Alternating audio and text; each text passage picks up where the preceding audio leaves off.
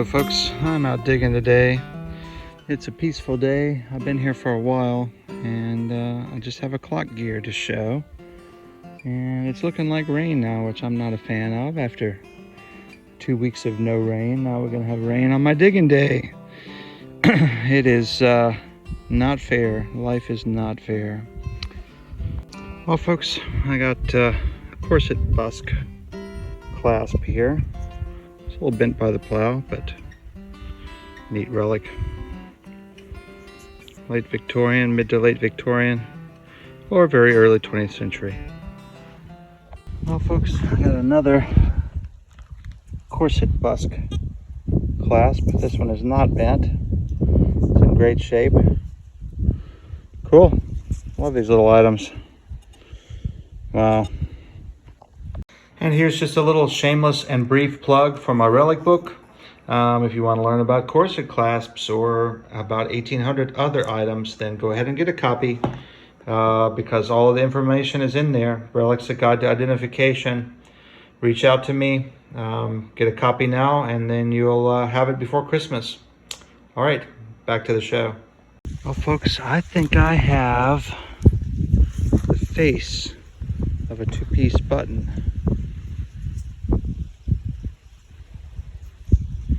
Is that a New York? It may be. That's a staff officer button. And that has to be Civil War related. I will clean that when I get home, but I am very, very pleased with that find, that coat size button. And I think it may be a New York. Wow. Yeah, very cool. Keep digging. Well, folks, after I dug that button, the very next signal, I just flopped out silver. Oh, man. What's it gonna be? It's a mercury dime. Oh, my gosh. Well, I'll rinse it off, but I haven't dug a mercury dime in probably 6-7 years. Hilarious. I'm happy for it though, you know. Pretty cool. All right, I'm back at it. Well, folks, in a hole over here, I just dug that. That is definitely a tax token, 1930s. Yep, triangular hole means Louisiana. Either luxury tax or public welfare tax. Struck by the plow or partially rotted away. Cool. That definitely tells me more about the date because these are very, very narrow date range finds. 1936 to 1940, I believe. All right. Well, folks, I dug this lead blob and I looked and I thought, well, maybe it's some sort of weird bullet. And I turned it over and brushed it here, and there's a face. I don't know what that is. I'm tempted to wash that off here in the field and see what it is. Looks like a figurine of some sort. No clue. Let me rinse that off. I'll be right back. Well, folks, I don't know what that is. Looks like a seated child in a bonnet. Just sitting. I have no idea what it is or what it's from. I like it. I mean, I like anything that I haven't seen or dug in almost 40 years of this hobby. All right, cool. Back at it. Well, folks, I don't know what this is. It's round. Maybe a button. That's a weird find.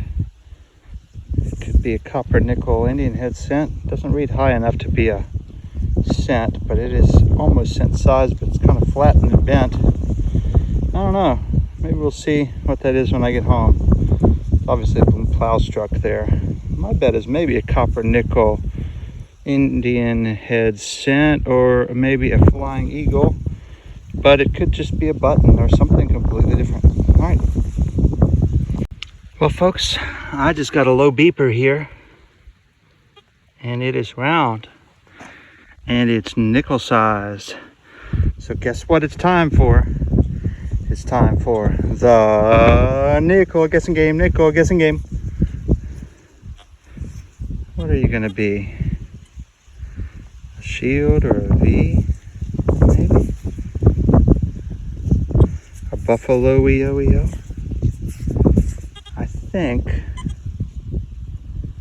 that is probably, yeah, that's gonna be a V. I'm almost certain. Just trying to figure out the orientation of the back here. Yeah, I'm almost positive that's a V. Yep, it sure is. There's the orientation of the reverse. This would be the obverse. Date would be down there. V nickelage. Cool. Keep digging. I'm not sure what I have here. I was going to say the top of a suspender buckle. This little loop here makes me think it's maybe the top of a, like that, and it would have suspended a ribbon. And this part up here may say something across. I bet that's what it is. It's like a pin back. There would have been brazing marks here that would prove that case, whether or not it says anything. Usually these things are ornamental, and it would have had a little chain down here and suspended a little medal or medallion or a little award or whatever. Cool. Well, the wind is picking up. I'm hoping the rain might blow around, but I'm not certain that it will. So this hunt could end at any time. I know what that is just based on seeing it. Yep, that's the orientation. That's probably at this size a cuff or collar button from an N&W chore jacket or denim work clothes made in Lynchburg, Virginia. Keep digging. And here we have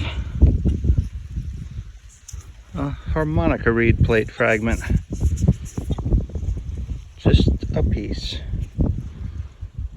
Well, folks, this is probably the same harmonica reed plate or the opposing reed plate in the same instrument.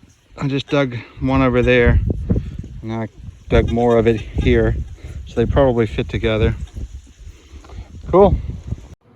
And if you're interested in learning more about harmonicas, accordions, and many other types of reed instruments, you're going to be interested in checking out my book, because there's a ton of stuff in here, pages and pages on musical instruments. So check that out, and once again, get your copy in time for Christmas.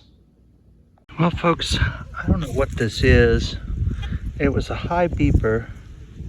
Oh crap, folks, I think that might be silver. Folks, that's silver. That's a reeded edge. That's some sort of a dime. It looks like it's flattened. It could be a love token, could be a flattened dime, but I'm pretty sure that's a reeded edge there. Huh. Woohoo! I'm gonna wash this off. I'll be right back. Well, folks, that's the second silver on the day. You can see that it is fire damage, and that's why it's so thin and worn out. But as an 1892 Barber dime, it is pretty toasted, fire damaged, flattened, but I will take it, and I'm happy for it. All right, woohoo, more silver, back to digging. Okay, folks, so out of that hole came this, and that is a lift the dot fastener. And these were on some military items around the 20th century, early 20th century. They were also on canvas covers from Model Ts and other early automobiles. So pretty cool. Dates to the same time period as some of this other stuff I've been finding in here. All right, back at it. Wind is really whipping up, and I see some rain coming. And I just dug a brass butt hinge. So these are pretty common finds. I'm not going to keep that. That'll probably get recycled. All right. Wind is whipping all around. Hard to know if that's gonna affect my video or not, but we shall see. I just dug a big fired musket ball. So at least 58 caliber. It might even be a 69. I think it's 58 though. All right. Well, folks, I think I just dug a small pen knife to see if either scale survives. Yeah, I think that's what that is. Just a little tiny thing. Could be a fruit knife or similar. But a lot of times the fruit knives were made out of silver scales, so that they didn't get rusty and degraded from the acids in the fruit. But yeah, I think that's probably a little pen knife there. Probably too far gone to save. Okay, so that is the, that is the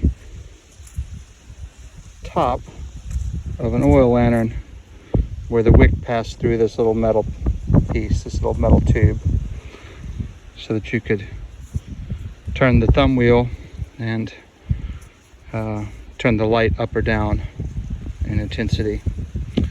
Cool. Well, folks, it's time for the finds wrap up. Wasn't a lot of quantity in this field. I threw away all the trash items already, but it was some good quality. Got some processor buttons of various types. A little tiny pen knife, which is probably not going to survive. And this, of course, is that wick from an oil lantern. The beaten up Louisiana tax token, one musket ball. This item, which I can almost squint and maybe see things on, but maybe my eyes are playing tricks on me. Just the type of thing you could just squint at forever. 2 Wutzits. I don't know what in the world that thing is. It had a little iron attachment. Then a W button. And then back here, we have the lift the dot fastener, the accordion reed plate, harmonica reed plate, the corset clasps. This piece, once it was bent back, looks like it's probably some form of a suspender buckle, but this little loop at the bottom has me wondering. It could be something that was like suspended to metal from a pin back or something. There's no trace of a brazing mark there, but it has a little flower design, which tells me it's probably not any sort of military or interesting souvenir. It's probably just a suspender buckle variant. Then this mystery nickel, you can see just very, very faintly the V in the center, so that's the reverse. And then on the front is absolutely nothing, just cruddy mess. So it is a V. Then we have the Barber dime, 1892 it looks like, beaten to death, fire damaged, pretty wild. And the decent looking Mercury dime, it's got a little plow damage over the years, 1920. There's a plow ding there. Looks like no mint mark, perhaps. I can't really see. Yeah. Now, this button ended up, yes, being a New York staff officer. And it's interesting because it says here in Tice's book, which is a great book. It's one of these books where if you buy it, you know, it's cheap when it comes out and then it gets unaffordable. But Tice says that New York militia, most of these are made after 1865, but some were, period. So the only reason that this would be here in this site is from the Civil War activity. So I'm thinking that it's got to be one of those that was made during the Civil War, which is the only ones that are shown in Tice. And then last but not least, the weird baby. The hole is not threaded. It's very heavy. It's definitely cast lead. No idea what in the world that was from. It's a baby in a bonnet. If you know, please reach out to me. Please leave a comment below. What a weird find. Okay, that's all I have today. Catch y'all next week.